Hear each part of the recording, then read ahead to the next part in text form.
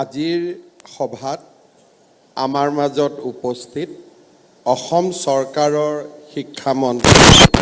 Doctor Ranoj Pegu ডাঙৰীয়া, শক্তি বিভাগৰ মন্ত্ৰী শ্ৰীমতী নন্দিতা গাৰ্লুছা ডাঙৰীয়া, আমাৰ মাজত উপস্থিত সন্মানীয় বিধায়ক লৰেন্স ইছলাৰী ডাঙৰীয়া, হেমাংগ ঠাকুৰীয়া ডাঙৰীয়া, গুৱাহাটী লোকসভা সমষ্টিৰ সন্মানীয় সাংসদ বিজুলী কলিতা মেধি ডাঙৰীয়ানী, শিক্ষা বিভাগৰ সচিব শাহ নৱাজ ডাঙৰীয়া, আমাৰ মাজত উপস্থিত অসম উচ্চতৰ মাধ্যমিক শিক্ষা সংসদৰ অধ্যক্ষ শ্ৰী ৰুক্ম গোহাঁই বৰুৱা ডাঙৰীয়া, অসমৰ বিভিন্ন প্ৰান্তৰ পৰা অহা আৰু আজি নিযুক্তি পত্ৰ ল'বলৈ অহা সন্মানৰ শিক্ষক শিক্ষয়িত্ৰীসকল আৰু তেখেতসকলৰ লগত অহা পৰিয়ালবৰ্গ, আজি আপোনালোকক দেখি মোৰ মনটো 2012-2017 চনলৈ উৰি গৈছে। কাৰণ সেই সময়ছোৱাত আমি সকলোৱে এই খানাপাৰা ফিল্ডতে আমি নিযুক্তি পত্ৰ লৈছিলোঁ আৰু আজি আমি জীৱনত যেনেকৈ বিয়া বৰুৱা হোৱাৰ পিছত গিৰিয়েক ঘৈণীয়েকে মিলি স্বামী স্ত্ৰীয়ে মিলি 25 বছৰীয়া উৎসৱ পাতে, 50 বছৰীয়া উৎসৱ পাতে, তেনেকৈ আমি দ্বিতীয়বাৰ ইয়াতে আকৌ আমাৰ নিযুক্তি পৰ্বত অংশগ্ৰহণ কৰিবলৈ আমি ইয়াত উপস্থিত হৈছোঁ। এই নিযুক্তি পত্ৰ লাভ কৰাৰ ফলত আমি কি ধৰণে উপকৃত হ'ম, এই বিষয়ে বিভিন্ন চিন্তা চৰ্চা চলিছে আৰু মই কেইটামান কথা আপোনালোকক ক'ব খুজিছোঁ। প্ৰথম কথা, ঠিকা ভিত্তিত শিক্ষক। ক'ৰবাত নহয় ক'ৰবাত নামটো নিজৰে ভাল নালাগে। আজিৰ পৰা আপোনালোকৰ নামৰ সন্মুখত থকা ঠিকা ভিত্তিক শব্দটো উঠি যাব। আজিৰ পৰা আপোনালোক অকল শিক্ষক হ'ব। সেইটো এটা আমাৰ জীৱনৰ এটা ডাঙৰ প্ৰাপ্তি। কাৰণ ইমান দিনে ক'ৰবাত নহয় ক'ৰবাত যদি ঠিকা ভিত্তিক শব্দটো আমাৰ সন্মুখত নাথাকিলেহেঁতেন আমাৰ মনটো হয়তো আৰু ভাল লাগিলহেঁতেন। অহাকালি যেতিয়া আমি স্কুলত যোগদান কৰিম, আমি নিজক শিক্ষক হিচাপে যোগদান কৰি মনটো আপোনালোকৰ বহুত পাতল পাতল লাগিব। অহাকালি আপোনালোকে নিজৰ অভিজ্ঞতা মোক নিজে ক'ব, আপোনালোকে নিজে অনুভৱ কৰিব যে জীৱনত এটা ডাঙৰ পৰিৱৰ্তন আহিল। ইয়াৰ পিছত যেতিয়ালৈকে আমি ঠিকাভিত্তিক শিক্ষক হৈ আছিলোঁ, আমাৰ সন্মুখত অৱসৰকালীন আমি কি পেঞ্চন পাম তাক আমি কোনেও নাজানিছিলোঁ। CPF-ত আমাৰ 10% দৰমহাৰ ধন জমা আছিলে আৰু লাহে লাহে দৰমহাৰ স্লেবটো বাঢ়ি যোৱাৰ পিছত CPF-ৰ আওতাৰ পৰাও আমি বাহিৰত আছিলোঁ। এতিয়া যিসকলৰ 25 বছৰ আৰু 10 বছৰ চাকৰি এতিয়াও থাকিব, আপোনালোকে জানে যে ভাৰত চৰকাৰে ইউনিফাইড পেঞ্চন স্কিম, এই পেঞ্চন স্কিম আমাৰ বাবে লৈ আহিছে। এতিয়াৰ পৰা আমি অহাকালিৰ পৰা যদিও UPS অসম চৰকাৰে এতিয়াও গ্ৰহণ কৰা নাই, কিন্তু অহাকালিৰ পৰা আপোনালোক NPS-ত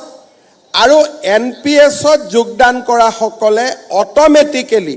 1 এপ্ৰিলৰ পৰা আপোনালোকে UPS-লৈকে আপোনালোকে যাবলৈ সক্ষম হ'ব।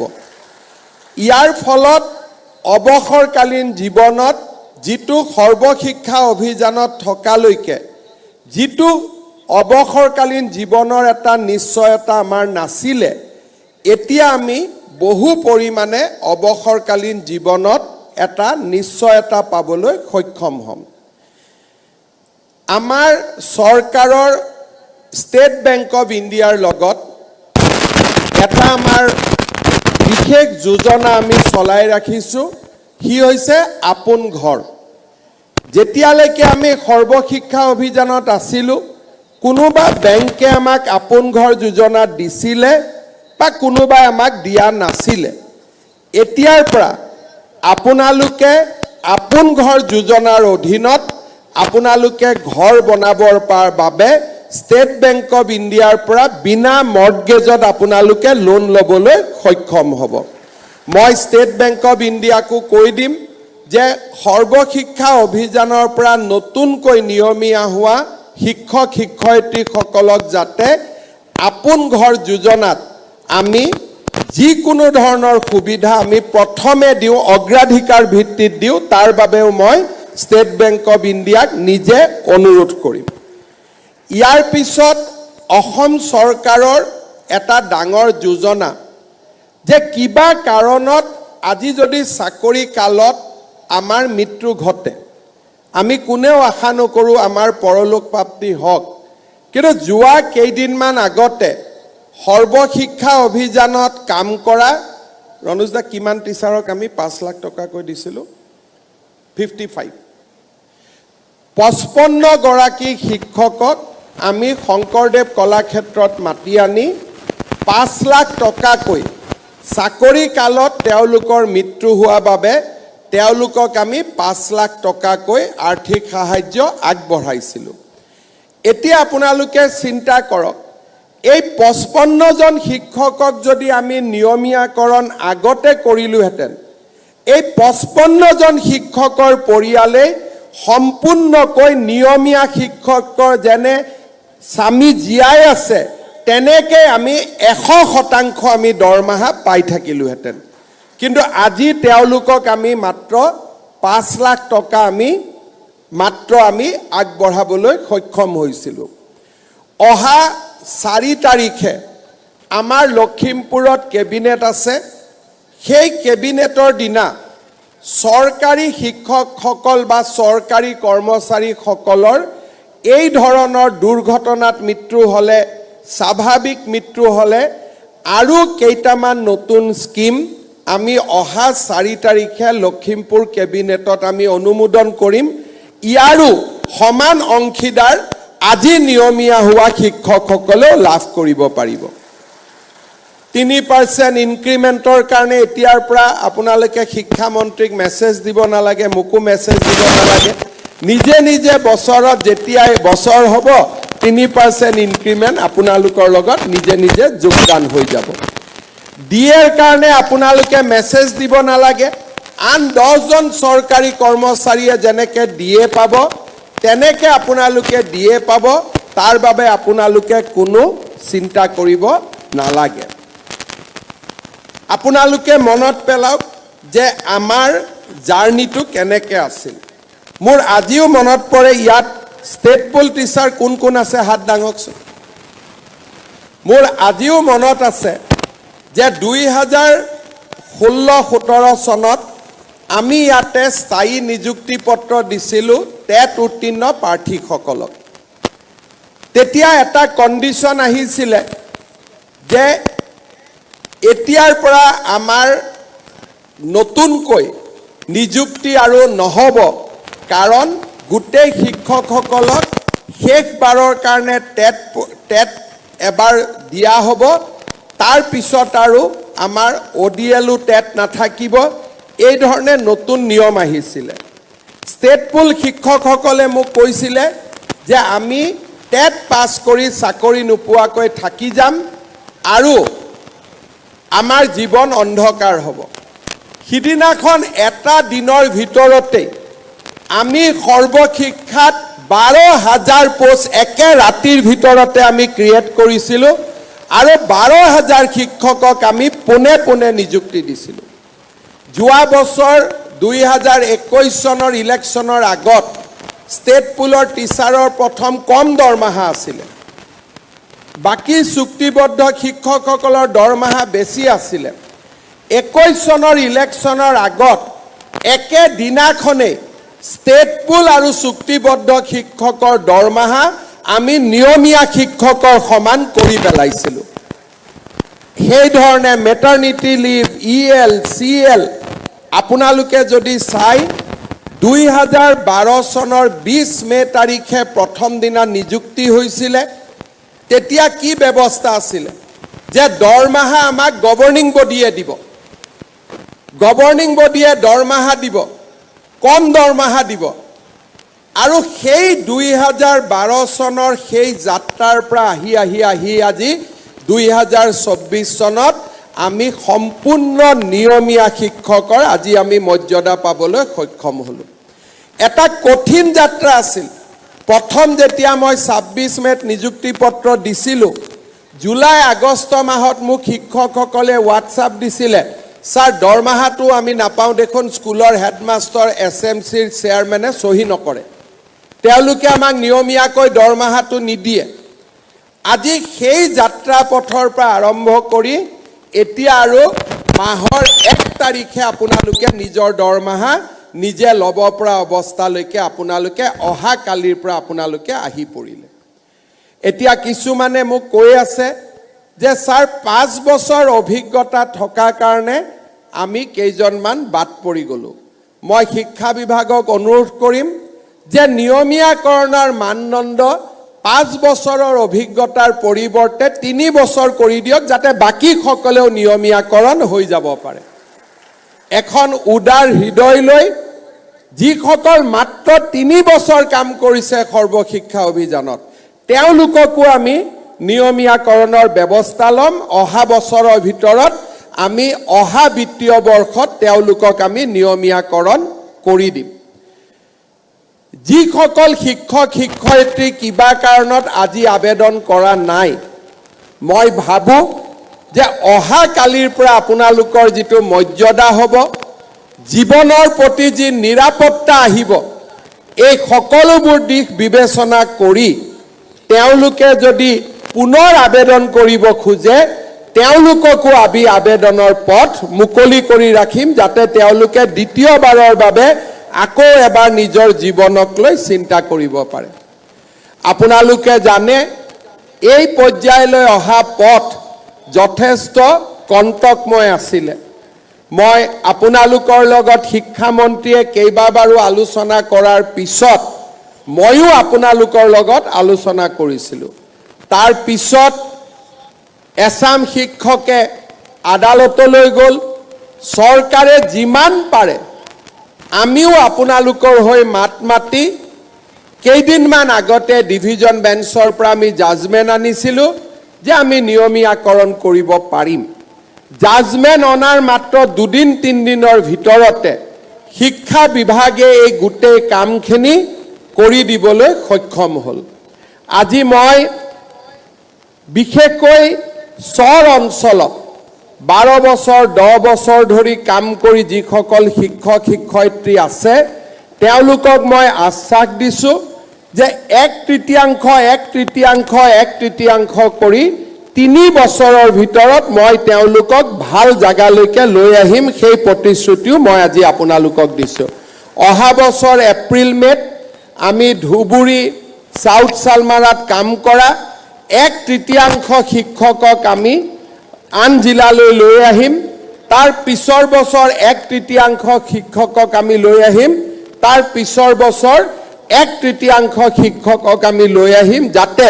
ধুবুৰী সাউথ সালমাৰাৰ দৰে বিপদজনক স্থানত কাম কৰি থকা শিক্ষকসকলেও এটা জীৱনত লৰা ছোৱালীক পঢ়ুৱাই ডাঙৰ কৰাৰ বাবে তেওঁলোকেও যাতে এটা সুবিধা পাব পাৰে কিমান আছে ধুবুৰী আৰু সাউথ সালমাৰাত কাম কৰি থকা শিক্ষক হাত ডাঙৰ ঠিক আছে যিমানখিনি আছে স্থায়ীভাৱে যিসকলক আজি আমি নিয়মীয়াকৰণ কৰিলো তেওঁলোকক আমি 3 বছৰৰ ভিতৰত উপযুক্ত স্থানলৈ আমি লৈ আহিম আৰু অহা বছৰৰ ভিতৰত এই উপযুক্ত স্থানৰ যেটো ট্ৰান্সফাৰ সেই ট্ৰান্সফাৰৰ প্ৰক্ৰিয়া আমি আৰম্ভ কৰিম শ্ৰদ্ধাৰ শিক্ষক মণ্ডলী ইয়াৰ লগতে আজি আমি এইটো কথাও ক'ব খুজিছো যে ৰাজ্য চৰকাৰে এই বছৰ প্ৰায় 6000 স্কুলত আমি হেডমাষ্টাৰৰ পদ আমি নতুনকৈ অনুমোদন কৰাৰ বাবে আমি সিদ্ধান্ত গ্ৰহণ কৰিছো এতিয়া আজি স্থায়ী হোৱা শিক্ষকসকলেও সেই প্ৰধান শিক্ষক হোৱাৰ স্কুলৰ চিনিয়ৰিটিৰ ভিত্তিত এটা সুবিধা লাভ কৰিব, যিটো আপোনালোকৰ বহুজনৰ বাবে যদি চুক্তিবদ্ধ শিক্ষক হৈ থাকিলে আমি হেডমাষ্টাৰ কৰিব নোৱাৰিলোহেঁতেন। এতিয়া যিহেতু আপোনালোক স্থায়ীভাৱে নিযুক্তি হ'ল, সেই ৬,০০০ পদতো হেডমাষ্টাৰলৈকে যাবৰ বাবেও আপোনালোকৰ সুবিধা মুকলি হৈ ৰৈ যাব। শ্ৰদ্ধাৰ শিক্ষক মণ্ডলী, আজি দিনটো আমাৰ বাবে আন এক লক্ষ্য প্ৰাপ্তিৰ বাবেও এটা স্মৰণীয় দিন। বিগত নিৰ্বাচনৰ সময়ত মই সিদ্ধান্ত গ্ৰহণ কৰিছিলোঁ আৰু ৰাইজৰ আগত কৈছিলোঁ যে আমাৰ চৰকাৰ যেতিয়া শাসনলৈ আহিব, আমি ১ লাখ যুৱক যুৱতীক নিযুক্তি প্ৰদান কৰিম। আজি আমাৰ এই নিযুক্তিৰ প্ৰক্ৰিয়াত এই উপস্থিত শিক্ষকসকলক যদি আমি বাদ দিওঁ, তথাপিতো আমি ১,৩৯৯টা সংখ্যাত আমি অৱতীৰ্ণ হ'লোঁ। অৰ্থাৎ আমাৰ ৰাজ্য চৰকাৰে গৌৰৱেৰে সৈতে আজিৰ দিনটোত আমি ১ লাখ নিযুক্তিৰ যিটো আমাৰ লক্ষ্য আছিল, তাক আমি পাৰ কৰিলোঁ। আৰু যদি আজি স্থায়ীভাৱে নিযুক্তি পোৱা ২৩,৯৫৫জন শিক্ষকক আমি যদি হিচাপত লওঁ,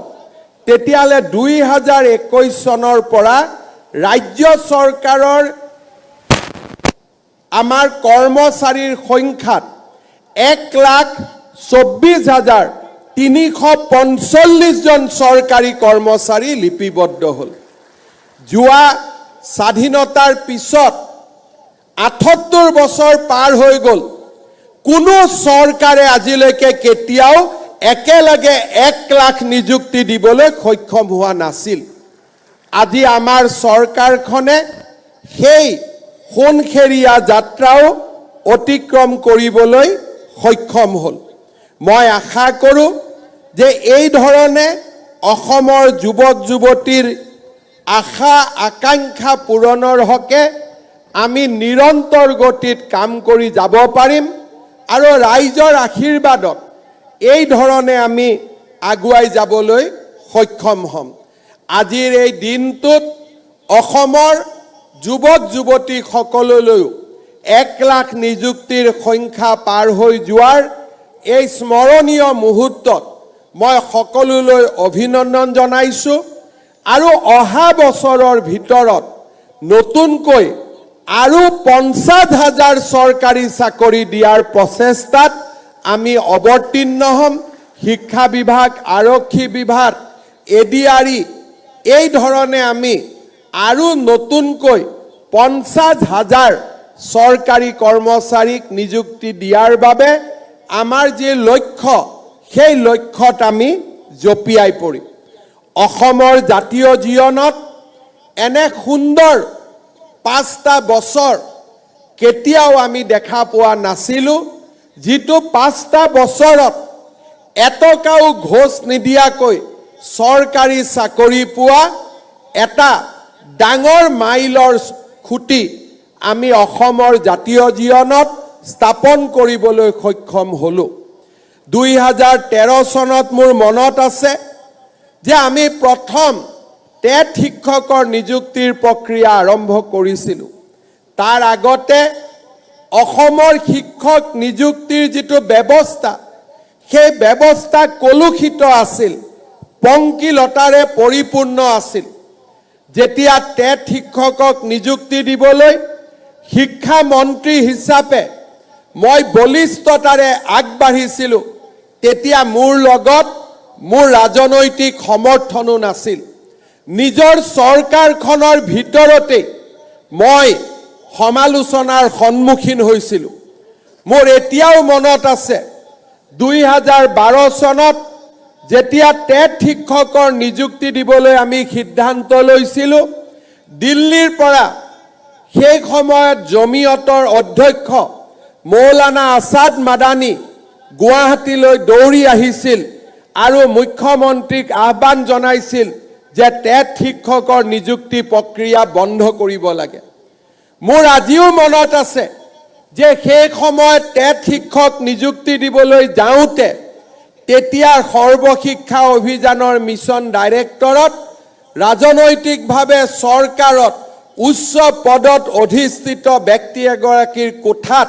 কান্দিবলগীয়াৰ পৰিৱেশ হৈছিলে। কান্দি কান্দি মোৰ কোঠালৈ উভতি আহি কৈছিল যে ছাৰ মোৰ চাকৰি বন্ধ হৈ যাব, আপুনি টেট শিক্ষকৰ নিযুক্তি প্ৰক্ৰিয়া বন্ধ কৰি দিলে মই বাচি যাব পাৰিম। তেনে ৰাজনৈতিক পৰিৱেশত আমি এটা নিকা শিক্ষক নিযুক্তিৰ বাবে সংঘৰ্ষ কৰিছিলোঁ। শ উচ্চ ন্যায়ালয়ৰ গোচৰ আমি একেলগে এবছৰৰ ভিতৰত আমি ফাইট কৰিছিলোঁ। সুপ্ৰিম কোৰ্টলৈকে গৈ গুৱাহাটী হাইকোৰ্টৰ প্ৰায় 500টাতকৈও অধিক গোচৰ একেলগে আমি নিষ্পত্তি কৰি আনিবলৈ সক্ষম হৈছিলোঁ। যেতিয়া টেট শিক্ষকৰ নিযুক্তি হৈছিল, আজি অসম বিধানসভাত দপদপাই থকা এজন নিৰ্দলীয় বিধায়কে কৈছিল যে এই চাকৰিবোৰ হিমন্ত বিশ্ব শৰ্মা যিদিনাখনে শিক্ষামন্ত্ৰী নোহোৱা হৈ যাব সেইদিনাখনে টেট শিক্ষকৰ চাকৰিবিলাকো নোহোৱা হৈ যাব। আজি তেখেত মেডিকেল কলেজত ট্ৰিটমেণ্ট লৈ আছে, ভগৱানে তেওঁক সুস্থ কৰক। কিন্তু আজিৰ এই সোণখেৰীয়া দিনটোত মই যোৱাকালি তেখেতক সাক্ষাৎ কৰি কৈ আহিছিলোঁ যে অসমৰ টেট শিক্ষকসকলে আজি স্থায়ীভাৱে নিযুক্তি পাব। এতিয়া আৰু তেওঁলোকৰ জীৱনৰ সন্মুখত কোনো প্ৰশ্নবোধক চিন নাথাকে। জীৱনত এই টেট শিক্ষকৰ নিযুক্তিক লৈ কেনেকে নিযুক্তি হ'ব? প্ৰথম টেটৰ পৰীক্ষাৰ যেতিয়া আৰম্ভ হৈছিল, কুৱেশ্যন পেপাৰ লিক হ'ল, অমুকৰ সমষ্টিৰ লৰাই পালে। 2012 আৰু 13 চনৰ যদি অসমৰ বাতৰি কাকত পঢ়ো, মোক সমালোচনাৰে মোক জীৱন দুৰ্বিষহ কৰি দিছিল। কিন্তু আজি 10টা বছৰ পিছত থিয় হৈ মই গৌৰৱ অনুভৱ কৰোঁ যে এতিয়া অসমৰ পিছপৰা গাঁৱৰ মানুহেও কয় যে ছাৰ আমাৰ স্কুলত এজন টেট শিক্ষকক নিযুক্তি দিয়ক। এয়া হৈছে অসমৰ শিক্ষা জগতৰ এক নৱজাগৰণৰ সময় আছিল। 2011, 12, 13ত ৰাজনৈতিকভাৱে যথেষ্ট কষ্টৰ সন্মুখীন হৈও কেইটামান কথা মাত্ৰ মই আজি উনুকিয়ালোঁ। সেই সময়ৰ গোটেই ৰাজনৈতিক পৰিৱেশ কণ্টকময় হোৱাৰ স্বত্তেও শিক্ষা মিত্ৰ আদিৰ প্ৰচণ্ড আন্দোলনৰ মাজতো সকলোকে লগত লৈ সকলোৰে সমস্যা সমাধান কৰি অসমৰ শিক্ষা জগতত আমি এক নৱজাগৰণৰ আমি আৰম্ভ কৰিছিলোঁ। আজি মই গৌৰৱ অনুভৱ কৰোঁ যেতিয়া শিক্ষামন্ত্ৰী ডাঙৰীয়াই মোক কয় যে মুখ্যমন্ত্ৰী মহোদয় সকলোকে টেটৰ শিক্ষক লাগে। আজি অসমৰ হিন্দু, মুছলমান, খ্ৰীষ্টিয়ান সকলো জাতি উপজাতিৰ লোকে, গাঁও চহৰ নগৰৰ সকলো জাতি উপজাতিৰ লোকে আজি টেট শিক্ষকক বিচাৰে। মই কেতিয়াও টেট শিক্ষকক ৰাজনৈতিক শক্তি হিচাপে নিৰ্মাণ কৰা নাছিলোঁ। মই মাত্ৰ তেতিয়াৰ পৰা এটাই কথা কৈছিলোঁ যে আমাৰ টেট শিক্ষকসকল বিকশিত অসমৰ সেনানী হ'ব। আৰু আজি সেই কাৰ্য, আজি সেই কাম আজি আমি নিজে লক্ষ্য কৰিছোঁ। 2-এজনক বাদ দিলে অসমৰ টেট শিক্ষকসকলৰ সাধনা আৰু শিক্ষা জগতক উন্নত কৰিবৰ বাবে অসমৰ টেট শিক্ষকসকলে লোৱা প্ৰচেষ্টাক সকলোৱে আজি ভূয়সী প্ৰশংসা কৰে। আমাৰ শিক্ষা জগতখন লাহে লাহে পৰিপূৰ্ণ হৈছে। ৰণোজ পেগু ডাঙৰীয়াই শিক্ষা সেতুৰ যেতিয়া প্ৰস্তাৱ আৰম্ভ কৰিছিলে তেওঁক সমালোচনাৰ সন্মুখীন হৈছিলে। কেতিয়াবা কেতিয়াবা আৱেগিক হৈ ৰণোজ পেগু ডাঙৰীয়া মোৰ ওচৰত আহে যে এইটো চলাই ৰাখিম নে বন্ধ ৰাখিম। মই ৰণোজ পেগু ডাঙৰীয়াক এটাই কথা কৈছিলোঁ যে অসমৰ টেট শিক্ষকসকলৰ ওপৰত মোৰ অপূৰ্ণ আস্থা আৰু বিশ্বাস আছে। সকলো ভাল কাম আপুনি কৰি থাকক, আপুনি চিন্তা কৰিব নালাগে। আজি আপোনালোকে চাওক, চাওঁতে চাওঁতে ৰাষ্ট্ৰীয় জগতখনত অসমৰ শিক্ষা বিভাগ আজি এক সুন্দৰভাৱে আগবাঢ়ি আহিবলৈ সক্ষম হৈছে আমাৰ সন্মুখত কিছু সমস্যা এতিয়াও আছে আমাৰ সন্মুখত প্ৰতিবন্ধকতা এতিয়াও আছে দূৰ দূৰণিৰ শিক্ষানুষ্ঠানবিলাকত শিক্ষক শিক্ষয়িত্ৰী উপলব্ধ কৰাৰ সমস্যা এতিয়াও আছে এইবাৰ আমি দূৰ দূৰণিৰ বিদ্যালয়সমূহত কাম কৰিবলৈ ইচ্ছুক প্ৰাৰ্থীসকলক আমি এটা সিদ্ধান্ত লৈছো যে আমি অতিৰিক্তকৈ কিছু নম্বৰ দিম যাতে তেওঁলোকে প্ৰথমতে প্ৰত্যাহ্বানক চিহ্নিত কৰি প্ৰত্যাহ্বান গ্ৰহণ কৰিব পাৰিম বুলিয়ে তেওঁলোকে যাতে সেই অঞ্চলবিলাকত যাবৰ বাবে আবেদন কৰে আমি শিক্ষা বিভাগত নিৰন্তৰ কাম কৰি গৈ থাকিম আৰু মই বিশ্বাস কৰোঁ 2012-13 চনত আমি আৰম্ভ কৰা এই সুন্দৰ সোণোৱালী যাত্ৰাই আমাক ইস্পিত লক্ষ্যলৈ লৈ যাব আজিৰ এই পুনৰ এই পবিত্ৰ দিনটোত আমি আকৌ এবাৰ একেলগে সমবেত হৈছোঁ মই আপোনালোকৰ জৰিয়তে অসমৰ টেট শিক্ষকসকললৈ পুনৰ এবাৰ সেই পুৰণা কথাষাৰ মনত পেলাই দিম আপোনালোকৰ নিযুক্তি আছিল এখন বিকশিত অসমৰ সপোন সাকাৰ কৰাৰ বাবে আপোনালোকৰ নিযুক্তি আছিল দৰিদ্ৰ পিছপৰা দুখীয়া লোকসকলৰ সন্তানক শিক্ষাৰ পোহৰেৰে আলোকিত কৰাৰ বাবে আপোনালোকৰ নিযুক্তি আছিল অসমৰ নিষ্পেষিত শোষিতজনক শিক্ষাৰ পোহৰেৰে আলোকিত কৰাৰ বাবে মই আজিৰ এই দিনটোত পুনৰ এবাৰ আপোনালোকক আহ্বান জনাম এই টেট শিক্ষক নিযুক্তিৰ বাবে ইয়াৰ দৰমহাৰ বাবে চৰকাৰে প্ৰায় 2000 কোটি টকা বছৰত ব্যয় কৰে আৰু বিভিন্ন ধৰণে এই ব্যয় প্ৰতি বছৰে বাঢ়ে কিন্তু তাৰ পিছতো মই কম যে এই বিনিয়োগ আমাৰ দুখীয়াজনৰ বাবে এই বিনিয়োগ আমাৰ নিষ্পেষিতজনৰ বাবে এই বিনিয়োগ আমাৰ শোষিতজনৰ বাবে মই আজিৰ এই দিনটোত টেট শিক্ষকসকলক আকৌ এবাৰ আহ্বান জনাম আপোনালোকে নিজক আকৌ এবাৰ পুনৰ উৎসৰ্গিত কৰক অসমৰ সেই দুখীয়া নিচলা গাঁও অঞ্চলত বাস কৰা সমাজখনক শিক্ষাৰ পোহৰেৰে আলোকিত কৰাৰ বাবে সেই সমাজখনক নতুন দিগন্তলৈ লৈ অহাৰ বাবে আমাৰ অসমক ভাৰতৰ ভিতৰতে সৰ্বশ্ৰেষ্ঠ 5খন ৰাজ্যৰ ভিতৰত এখন হিচাপে প্ৰতিষ্ঠা কৰাৰ বাবে যেতিয়া প্ৰথম নিযুক্তি দিছিলোঁ তেতিয়া আপোনালোকৰ পিতৃ মাতৃক মই বন্দন কৰিছিলোঁ এতিয়া আপোনালোক নিজেও পিতৃ মাতৃ হ'ল আপোনালোকৰ সন্তান হ'ল আপোনালোকৰ সন্তানে এতিয়া স্কুললৈ গৈছে মই আপোনালোকৰ সন্তানসকলৰো সোণোৱালী ভৱিষ্যত কামনা কৰিম কিন্তু এটা কথা মনত পেলাই দিম পুনৰ এবাৰ পুৰণি কথাষাৰ যে নিজৰ সন্তানক যেনেকৈ আমি মৰম কৰোঁ আমাৰ পিতৃ মাতৃয়েও আমাক তেনেকেই মৰম কৰে টেট শিক্ষকসকল সমাজৰ আদৰ্শজন হওক সমাজৰ আদৰ্শ ব্যক্তি হওক কোনো কাৰণতে যাতে আমাৰ বৃদ্ধা পিতা মাতাই আমাৰ পৰা কষ্ট নাপায় তাৰ বাবে আপোনালোকক মনোযোগ দিবলৈ মই পুৰণি 10-12 বছৰ আগতে আহ্বান কৰা কথাষাৰ আকৌ এবাৰ আপোনালোকক উনুকিয়াই দিলোঁ আপোনালোকৰ পৰিয়ালৰ ভৱিষ্যত সুন্দৰ হওক কামনা কৰিলোঁ আৰু অসম চৰকাৰৰ এজন নিয়মীয়া শিক্ষক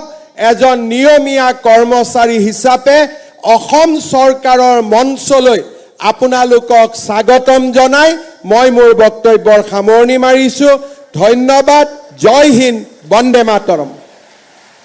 ধন্যবাদ মহাশয় অসম চৰকাৰৰ প্ৰতিটো বিভাগতে আপোনাৰ সুদূৰ প্ৰসাৰী চিন্তাধাৰাৰ প্ৰভাৱ পৰাটো অসমবাসীৰ বাবে সঁচাকৈয়ে সৌভাগ্যৰ কথা শ্ৰদ্ধেয় সুধীবৃন্দ, এতিয়া আমি আগবাঢ়িছোঁ আজিৰ অনুষ্ঠানৰ মূল উপলক্ষ্য নিযুক্তি পত্ৰ প্ৰদান পৰ্বলৈ। এই মঞ্চত আজি 5গৰাকী শিক্ষকক স্থায়ী নিযুক্তি পত্ৰ প্ৰদান কৰা হ'ব। মই অসমৰ মাননীয় মুখ্যমন্ত্ৰী ডক্টৰ হিমন্ত বিশ্ব শৰ্মাদেৱক এই কাৰ্য সম্পন্ন কৰিবলৈ অনুৰোধ জনাইছোঁ। প্ৰথমেই মই নগাঁও জিলাৰ শ্ৰী বাসুদেৱ দেউৰীক আগবাঢ়ি আহিবলৈ অনুৰোধ জনাইছোঁ। তেখেতক নিম্ন প্ৰাথমিক বিদ্যালয়ৰ সহকাৰী শিক্ষকৰ নিযুক্তি পত্ৰ প্ৰদান কৰা হ'ব।